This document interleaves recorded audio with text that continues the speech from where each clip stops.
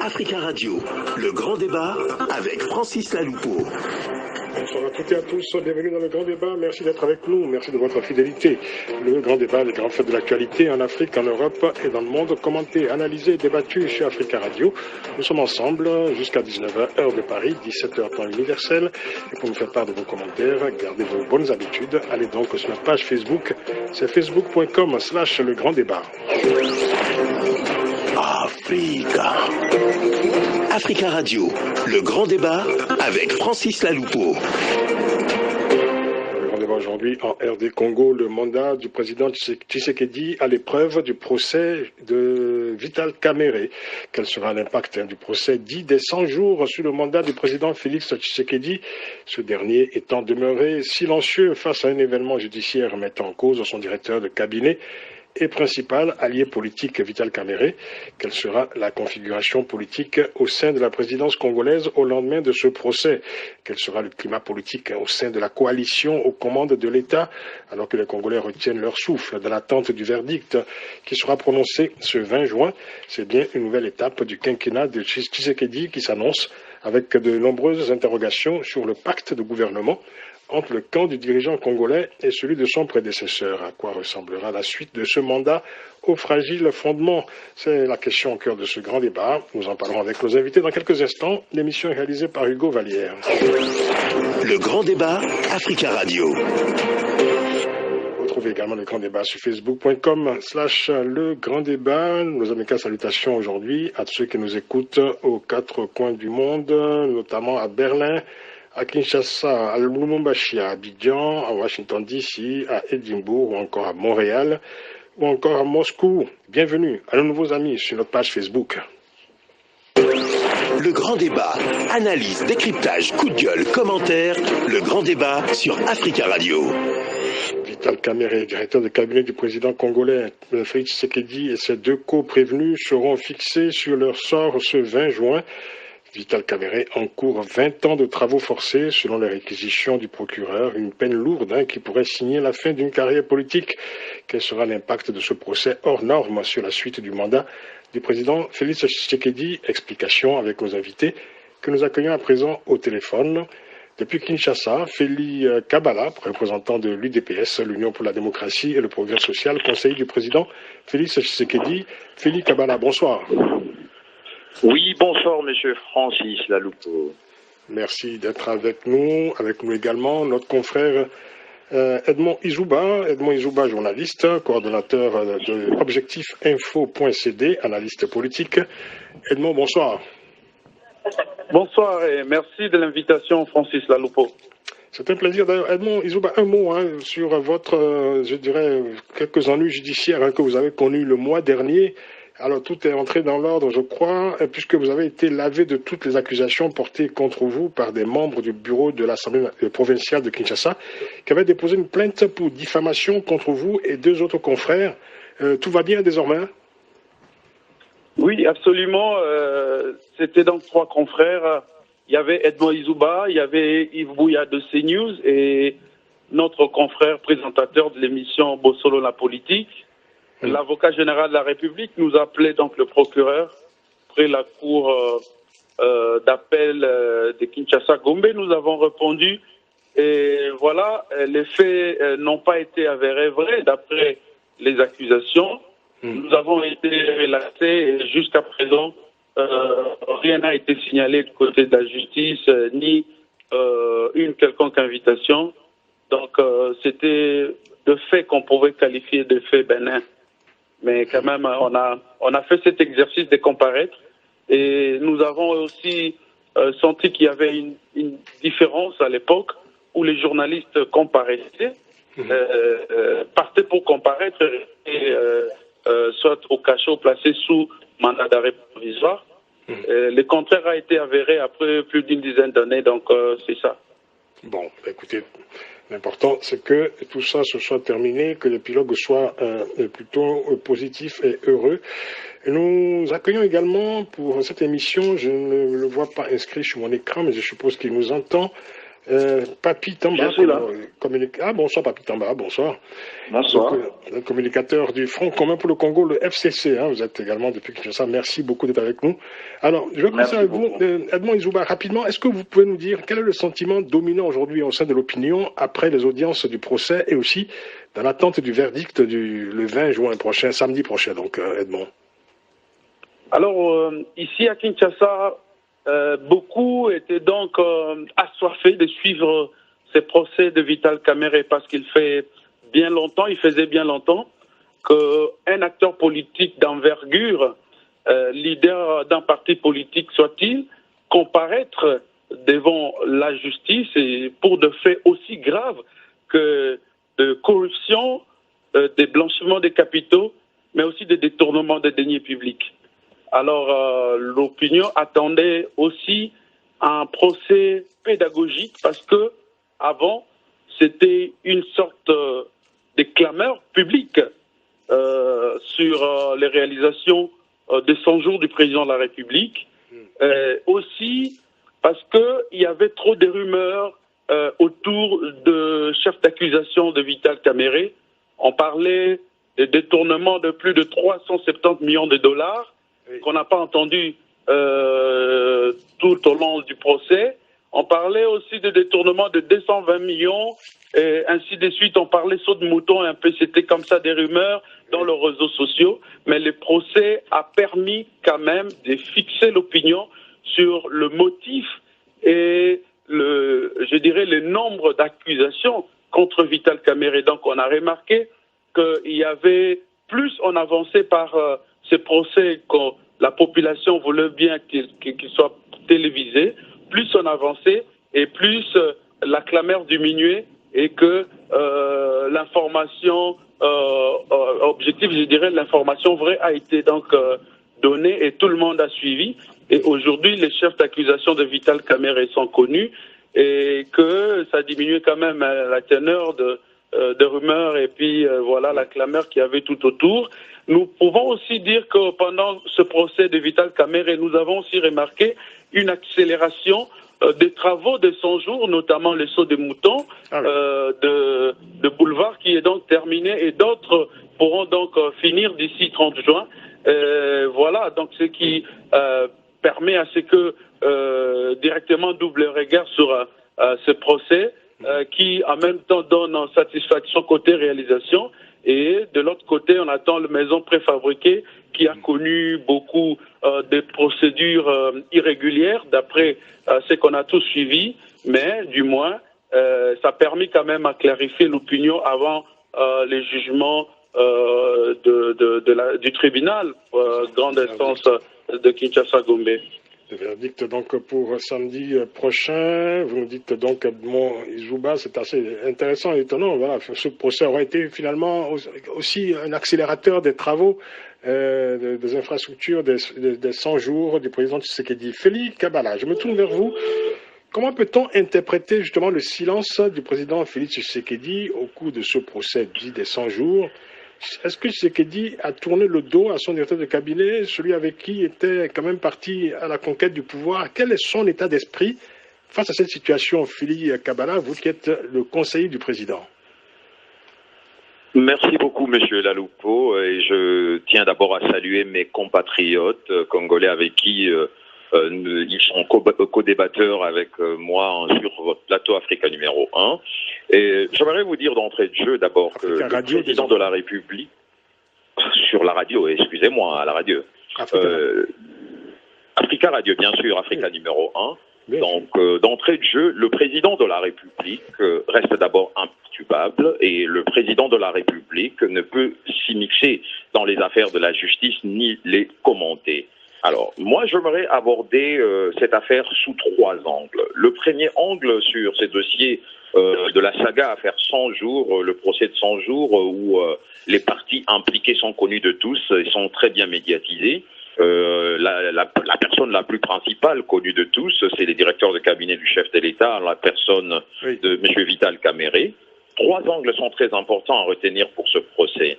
D'abord, ici, nous remarquons que ces procès nous donnent la porte à la promotion d'un état de droit. Quand je parle de la promotion d'un état de droit, ici, je pense à Étienne Tshisekedi, qui est le formateur de nous tous, y compris celui qui est actuellement à la tête de la République démocratique du Congo, son Excellence Monsieur le Président de la République, Félix-Antoine Tshisekedi Tshilombo.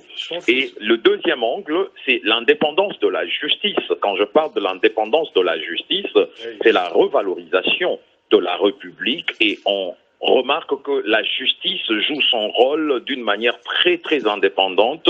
Et le troisième angle sera la séparation de pouvoir. La séparation de pouvoir ici, je pense à des personnes comme Montesquieu, qui ne peut que se réjouir là où il se trouve dans sa tombe, voire que non, en République démocratique du Congo, la séparation de pouvoir prend forme, l'indépendance de la justice et la promotion de l'état de droit. Voilà au moins ce que je peux dire. Voilà donc ici, les trois axes. D'accord.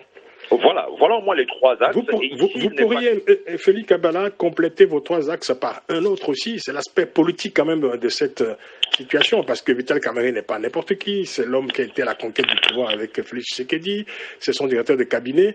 On ne peut pas dire que le président Tshisekedi soit totalement insensible à ce qui se produit aujourd'hui devant le grand public. Hein. C'est quand même son principal allié aujourd'hui qui est impliqué dans une affaire aussi lourde. Vous savez, l'aspect politique, moi, je ne peux pas m'adonner à l'aspect politique pour la bonne et simple raison que l'affaire est en pleine instruction, et quand on parle d'état de droit, on regarde les partis qui sont engagés. Il y a l'état de droit et il y a également l'état d'esprit, parce que M. Tshisekedi, c'est un homme fait de chair et de sang. Hein. Voilà, donc il a quand même des sentiments. Je ne sais pas n'importe quoi. M. Vital Kamerhe est toujours directeur de cabinet de M. Tshisekedi, et il n'a pas été recruté comme n'importe quel kidam.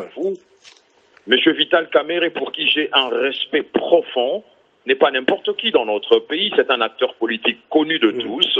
L'aspect politique incombe à la responsabilité de ceux et celles qui font partie de son parti politique. Ce sont eux qui ont à aborder l'angle politique comme ils le veulent. Mais le président de la République, selon les prérogatives constitutionnelles, c'est le magistrat suprême, selon le prescrit de l'article 69, il est observateur que tout puisse bien se passer, bien se dérouler, que le droit de chaque partie engagée à ce procès puisse être garanti, c'est-à-dire jusqu'à preuve du contraire, jusqu'à ce que le juge, le tribunal puisse dire le droit. M. Vital Kamerhe est présumé innocent. Il est présumé innocent, mais est-ce que les faits qui lui sont reprochés n'entachent pas quelque peu le mandat du président Tshisekedi? Vous savez, le président Tshisekedi, lorsque il s'est engagé pour la conquête du pouvoir et qu'aujourd'hui il est à la tête de la République, il ne s'était pas engagé devant le Congolais pour cacher sa gestion vis-à-vis des Congolais, parce que là où il se trouve actuellement en tant que président de la République, il ne rend compte qu'aux Congolais. Alors pour rendre compte aux Congolais, il y a eu une clameur publique. Cette clameur publique était due aux travaux de 100 jours. Il s'est rendu sur le terrain, il a observé et remarqué certains faits, mais ce n'était pas à lui d'enclencher le processus judiciaire, car nous respectons l'indépendance de la justice, et la justice a fait son travail, continue à le faire, mais nous respectons les parties engagées au sein de ce procès, parce qu'il y a le ministère public qui représente l'intérêt du peuple congolais, et nous avons le parquet représenté par le procureur de la République. Donc nous devons être patients et attendre le jour du verdict, et en ce moment-là, ceux qui auront le droit d'extrapoler, nous les laisserons cette liberté de pouvoir extrapoler. Mais dire l'approche politique, pour moi, je ne la trouve vraiment pas, quand bien même l'acteur politique concerné, c'est un acteur politique connu de tous. Moi, je préfère me limiter à l'aspect juridique de l'indépendance de la justice. C'est ça, un acteur politique important, mais au demeurant, directeur de cabinet du président, il est toujours d'ailleurs. Il a conservé le titre de directeur de cabinet. Papa Tamba, je me tourne vers vous. Alors, on n'a pas senti une grande solidarité des membres du FCC, du Front commun pour le Congo, à l'égard du prévenu Vital Kamerhe, qui est, il faut le rappeler, quand même votre allié aussi, depuis le lendemain de la dernière élection présidentielle. Cette situation pourrait donc aussi être embarrassante pour vous. Manifestement, ce n'est pas le cas. Déjà, merci pour l'invitation. La position du FCC est connue de tous. Le FCC se positionne comme des observateurs dans ces projets, dans ces dossiers qui, en réalité, ces dossiers n'est que l'aboutissement des projets qui devraient normalement se faire normalement, laissés par l'ancien président de la République, non pas seulement au niveau des projets, mais encore au niveau des fonds utilisés. Aujourd'hui, nous observons et que la justice fasse son travail, mais par contre, il y a quand même un petit détail. Il y a quand même des précisions à apporter pour ne pas désorienter l'opinion. Ces procès n'auraient jamais existé sans le concours de la population. C'est la population de Tchango, ici à Kinshasa, qui a commencé par constater les non-avancements des travaux qui étaient très vantés, et c'est la population qui s'est soulevée. L'option judiciaire a été levée au Conseil des ministres suite à cette revendication de la population. C'est alors que le gouvernement de la République a endossé la responsabilité parce que, bon, à ce stade, il ne faut plus se priver de le dire, et n'ayons pas aussi peur de le dire que les projets de 100 jours, tel qu'il était libellé, le constat est que c'est un échec. Le gouvernement l'a endossé, mais il a été convenu au niveau du gouvernement, l'option a été levée pour que le dossier aille au niveau de la justice. Mais bien avant cela, il y a eu des escalades verbales entre les directeurs des cabinets ainsi que les ministres des Finances, toujours par rapport au même dossier. Oui. Cet épisode a révélé un certain nombre de choses. Bon, aujourd'hui, je suis très content parce que la réalité commence à rattraper les choses, mais les pauvres ministres des Finances a fait les frais au passé. Les pauvres ministres des Finances a été taxé pour quelqu'un qui bloquait les présidents de la République. Alors qu'en réalité, ayant la situation des finances et connaissant les fonds qui étaient débloqués avec précision, les ministres de la Finance avaient tout simplement fait le constat que l'état d'avancement des travaux était de 40%, que lui ne pouvait pas libérer les soldes.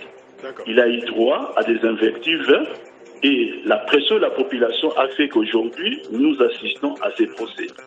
Deuxième détail.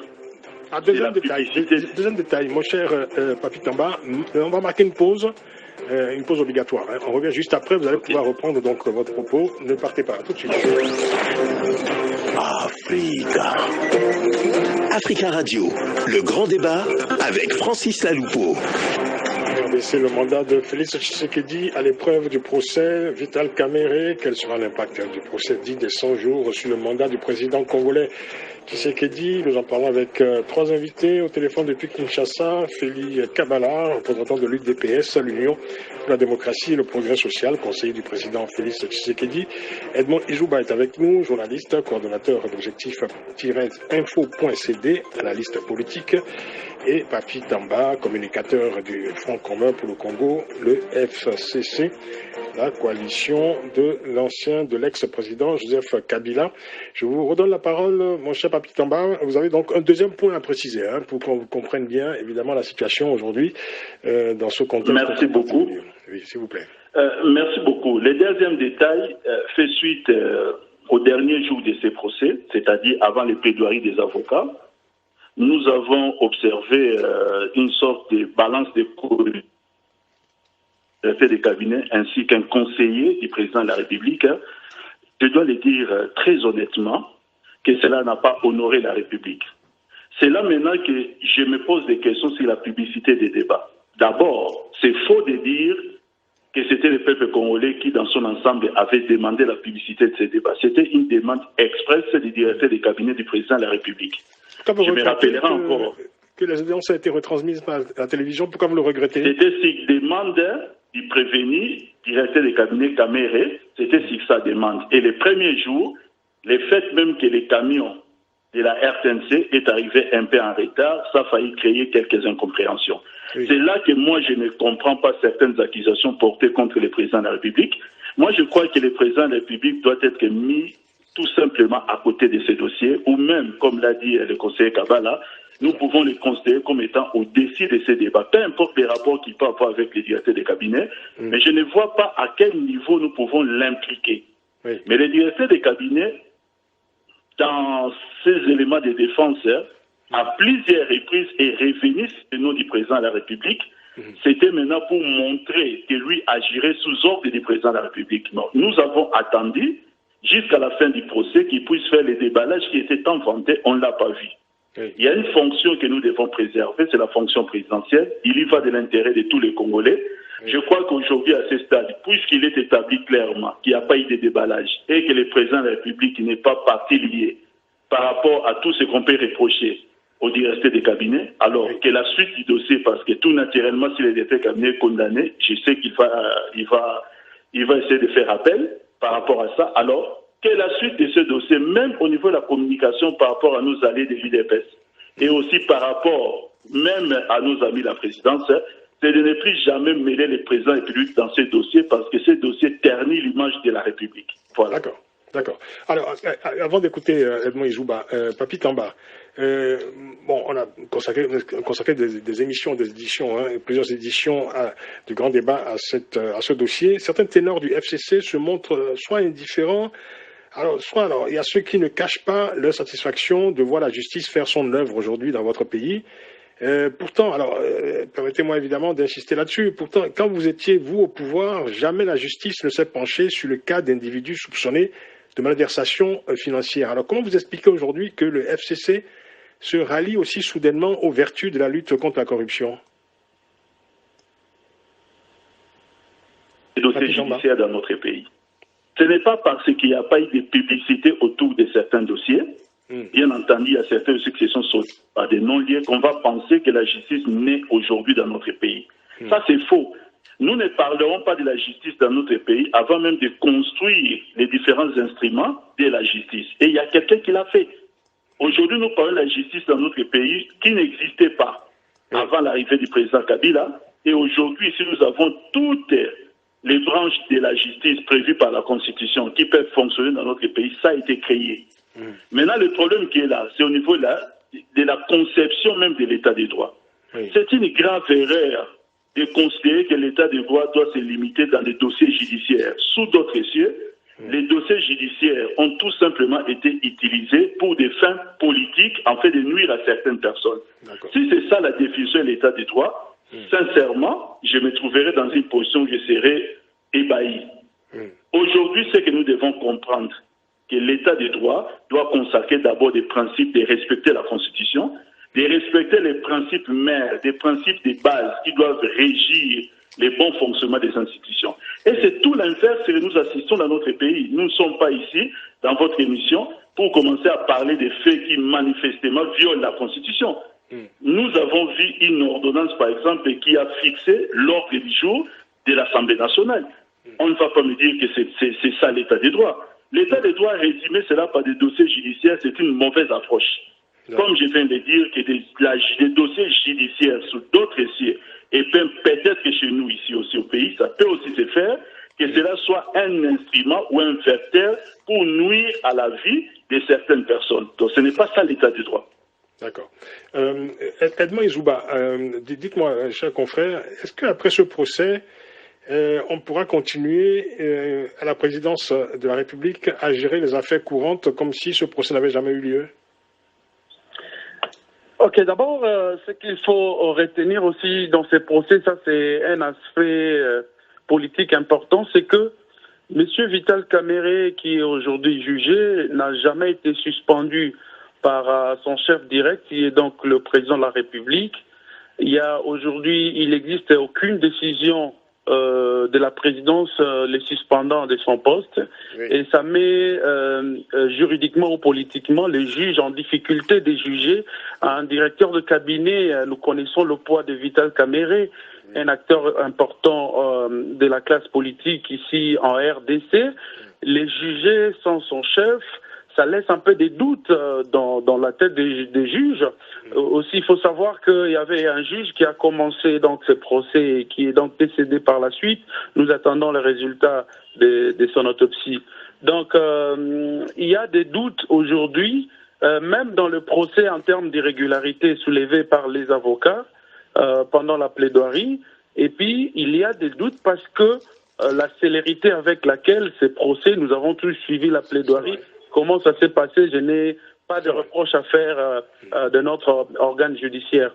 Mais aussi, il faut faire remarquer que les juges, ici à 99%, sont donc des juges placés par l'ancien régime, donc les régimes Kabila. Donc aujourd'hui, c'est un peu compliqué de dire aveuglément qu'il y a un état de droit, aussi longtemps qu'il y a encore des confrontations politiques au niveau de changement des juges, parce que il y a même un article de Mabunda qui s'interroge, sommes-nous dans une république des juges? Parce que aujourd'hui, les décisions judiciaires font l'objet de contestations ou de protestations des acteurs politiques. Vous aviez suivi ce qui s'est passé à l'Assemblée nationale ici, une décision du Conseil d'État qui a été protestée par les députés, et par la suite, il fallait envoyer les forces de l'ordre, donc la police, pour quadriller le siège des députés. Alors revenons à ma question, s'il vous plaît, voilà. Edmond Izouba, quel sera l'état d'esprit des équipes de la présidence vis-à-vis de cet événement judiciaire? Est-ce qu'on, voilà, il faut est-ce que, comme disait d'ailleurs tout à l'heure Félix Kabala, le président Tshisekedi est en dehors évidemment de cette affaire. Finalement, je veux dire, les affaires courantes continuent d'être réglées à la présidence comme si de rien n'était. Non, c'est faux. Alors, il y a une sorte de manipulation. Je crois que ça a été manipulation et de chantage politique. Je crois que ça avait même fait l'objet de la déclaration politique récemment de l'UNC au sujet de morts au niveau de la présidence de la République. Dans les réseaux sociaux, en tout cas, c'était amputé dans le chef des membres de l'UNC. Il y a aussi une sorte de chasse aux sorcières qui sera vraiment remarquable dans les jours à venir.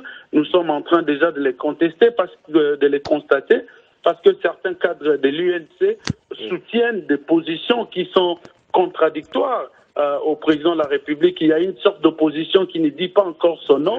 Et il y a le parti de Vital Kamerhe. Effectivement, oui, vivement un malaise est déjà installé au niveau de la présidence de la République. Il y a même une lettre du conseil spécial du chef de l'État qui demande à ce que il y avait des conflits entre deux camps, ainsi de suite. Alors, à l'UDPS aussi, entre eux ne s'attendent pas, parce que l'UDPS aujourd'hui est catégorisé à 3. Il y a l'UDPS qui provient, l'aile de l'UDPS qui provient directement de la famille biologique du chef de l'État, qui a aussi participé au combat de feu Étienne Tshisekedi. Il y a l'UDPS qui vient de la diaspora, et l'UDPS qui était ici à Kinshasa en train d'aspirer les gaz lacrymogènes, si on peut dire ça comme ça. Donc maintenant, ça crée une sorte de bouillabaisse où on ne sait pas qui remercier ou qui placer. Donc aujourd'hui, quand vous arrivez même au siège de l'UDPS, vous remarquerez qu'il y a deux mouvements qu'on appelle les parlementaires debout, qui eux ne sont pas vraiment satisfaits de la manière dont la rétribution des postes se fait, et au niveau de la présidence et des entreprises publiques, au niveau des mandataires, aussi dans le rang des ministrables. Donc il y a, j'allais dire, un tollé dans l'UDPS qui se montrera gourmand vis-à-vis de son allié UNC. On entend bien. On va faire réagir Félix Kabala sur le malaise que vous évoquiez, Edmond Izouba, il y a quelques instants. Félix Kabala, malaise dans les rangs de la présidence, des équipes de la présidence, malaise dans les cercles du pouvoir. Je comprends, M. Izouba a parfaitement le droit de critiquer dans le sens dans lequel il s'engage. Mais moi, j'aimerais vous dire qu'à la présidence de la République, nous ne sommes pas dans un malaise. Dans ce monde, dans la société humaine, il n'existe aucune œuvre qui est parfaite. Donc, de toutes les façons, ce qui se passe au sein de la présidence de la République, sont juste le traitement des affaires courantes qui existent. Et là où il y a dissension, ou là où il y a différence de propos entre un membre vis-à-vis d'un autre, on les concilie sur le point d'entente et on avance.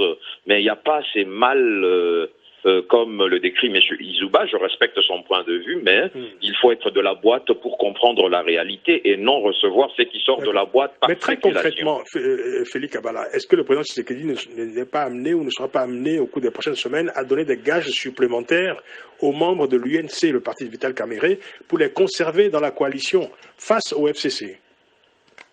Mais le président de la République n'a aucun problème avec son allié de premier plan, qui est l'UNC. Il n'a aucun problème avec cet allié. Enfin, le patron de l'UNC est aujourd'hui en prison, quoi. Mais attendez, vous savez, il faut dissocier, faire la nette séparation entre l'aspect politique et l'aspect judiciaire. Nous n'allons pas tout mélanger. Comme je le dis, l'aspect politique incombe à la responsabilité de membres de l'UNC. L'aspect judiciaire incombe uniquement à la responsabilité de la justice. Donc, comprenez que le président de la République, comme le disait mon compatriote Tamba, Papi, que le président de la République doit se mettre au-dessus de la mêlée, et c'est le comportement qu'on observe tous. Il se met au-dessus de la mêlée, mais il a besoin de ses alliés pour continuer à peser dans le rapport de force manifeste qu'il y a entre, d'un côté, la coalition cash, donc UDPS-UNC, et en face, le FCC. Cette coalition, aujourd'hui, est un peu ébranlée quand même par cet événement judiciaire, non?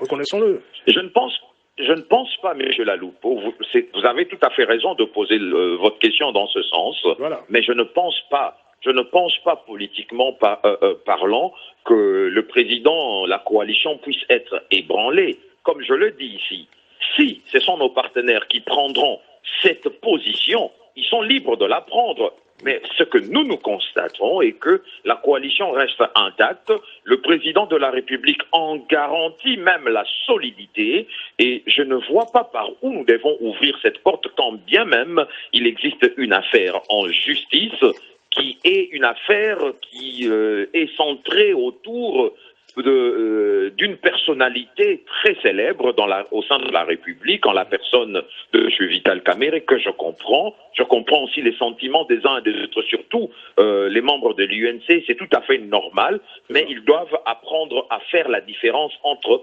le sentiment de la justice et les sentiments politiques. Très bien. Merci Félix Kabala. On marque une dernière pause. On revient dans 2 minutes pour la troisième et dernière partie de ce grand débat. À tout de suite. Africa Radio, le grand débat avec Francis Laloupo. Le grand débat aujourd'hui, le mandat de Félix Tshisekedi, le président congolais, à l'épreuve du procès Vital Kamerhe. Nos invités, Edmond Izouba, Papi Tamba, Félix Kabala depuis Kinshasa. Félix Kabala, en marge de ce procès des 100 jours, je voulais votre réaction à ce rapport publié aujourd'hui même par Amnesty International qui accuse le président congolais, Félix Tshisekedi, de renier sa promesse, je cite, de renier sa promesse de rendre justice aux victimes des répressions lors des dernières années du mandat de son prédécesseur Joseph Kabila. Selon Amnesty International, le président Tshisekedi laisse dans le désespoir, je cite toujours, des centaines de familles dont les membres ont été tués lors de la crise préélectorale. Alors il faut rappeler que la répression des manifestations qui réclamaient à l'époque le départ de Joseph Kabila à la fin de son mandat avait provoqué la mort d'au moins 320 personnes entre 2015 et 2018. Et Amnesty rappelle dans ce rapport que, je cite toujours, après 9 mois de présidence, Tshisekedi avait déclaré qu'il ne voulait pas fouiner dans le passé. Fin de citation. On se souvient en effet de cette déclaration faite en septembre dernier à des médias étrangers par le président congolais. Quelle est votre réaction à ce rapport rapidement, Félix Kabala? D'abord, je veux commencer par lever l'équivoque pour expliquer d'abord le terme. Lorsque l'année dernière, le président de la République disait que son travail n'est pas de fouiner dans le passé, effectivement, il a raison. Le président de la République, son travail n'est pas de fouiner dans le passé. Parce que si le président de la République commence à fouiner dans le passé, il va s'immiscer dans les affaires pour lesquelles il n'est pas censé l'être. Pourquoi? Parce qu'on risquerait de le pointer du doigt, de pouvoir être trop partial. Donc il y a la nette séparation de pouvoirs. Le pouvoir exécutif, législatif, il y a le pouvoir judiciaire. Alors nous allons traiter certaines affaires de cas par cas. Quand Amnesty International se lève pour accuser le président de la République, mais il faut d'abord attendre aussi qu'il y ait de réaction de notre part, parce que l'accuser comme ça à tort, sans pour autant savoir ce que le président de la République prépare pour certaines affaires, moi je trouve cela vraiment absurde et je trouve cela trop méchant et peut-être trop déplacé. On ne va pas aller trop en besogne. Ce qu'il faut lire derrière ce rapport, c'est que...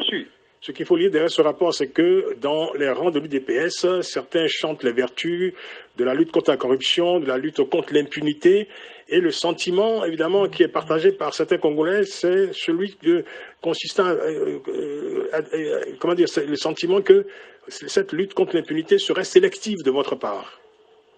Elle n'est pas sélective. Elle n'est pas sélective. Pourquoi? Parce que d'abord, la République démocratique du Congo, c'est un pays continent, un pays entouré de 9 voisins. J'en ajoute un 10e, l'océan Atlantique. Permettez, si je peux le faire ainsi géographiquement parlant. Et en plus de cela, c'est une nation qui a une superficie de plus de 2 300 000 km². Et il y a 1 million de dossiers. Le président de la République ne peut pas commencer à toucher à gauche et à droite comme quelqu'un qui jouait avec des boules de cristal qu'il lançait en l'air. Hop, hop, hop, hop. Non, mais non, ça n'a pas de sens. Nous y allons méthodiquement, graduellement, parce que cette justice ne doit pas être une justice pour rendre de compte, pour une revanche. Ça doit être une justice rationnelle qui répond réellement aux faits pour lesquels cette justice doit se mettre en pratique. Pas une justice de vengeance, dites-vous. Rapidement, Papi Tamba, le temps passe très très vite. Vous voulez réagir rapidement à ce rapport d'Amnesty International? Parce que ce rapport, finalement, ravive aussi quelques souvenirs amers du régime Kabila, de votre régime, l'ancien régime. Vous savez, nous avons vécu avec des rapports pendant plusieurs années. Donc les rapports ne nous effrayent plus.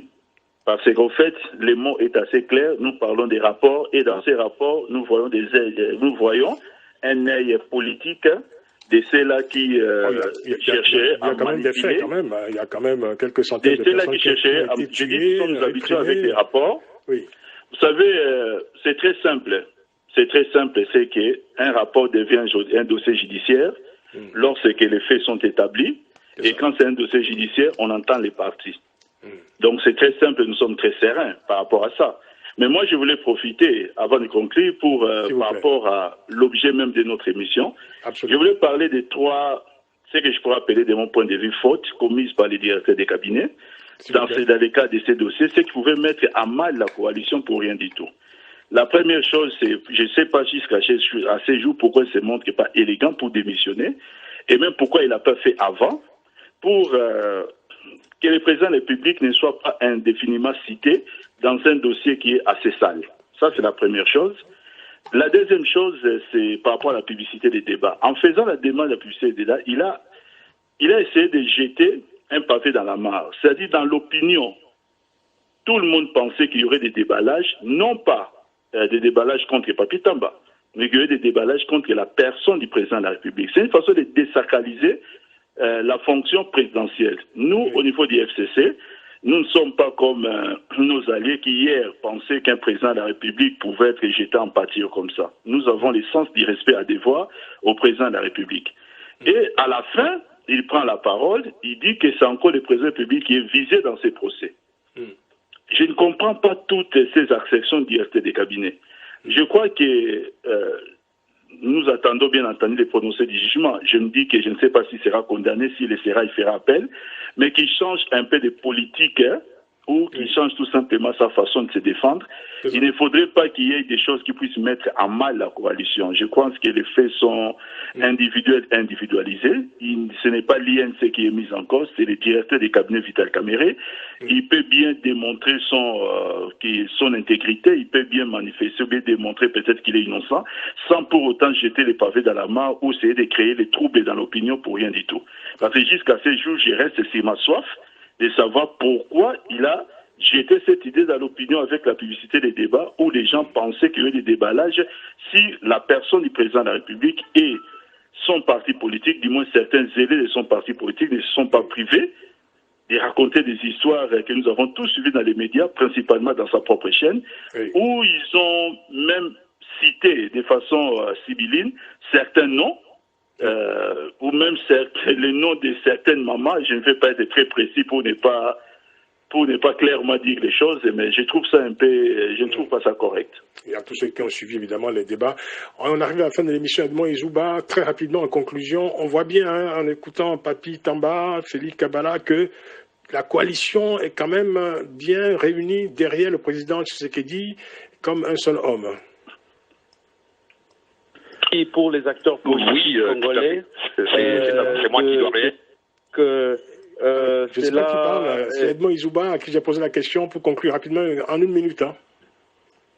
C'est ça, c'est de l'hypocrisie des acteurs politiques de croire et de penser aveuglément que la coalition, que ce soit l'UDPS, que ce soit le FCC derrière le président de la République, ce qui est là, c'est qu'il y a une sorte de froid entre les trépieds, un pouvoir à trépied. Vous savez, Kamere qui était considéré comme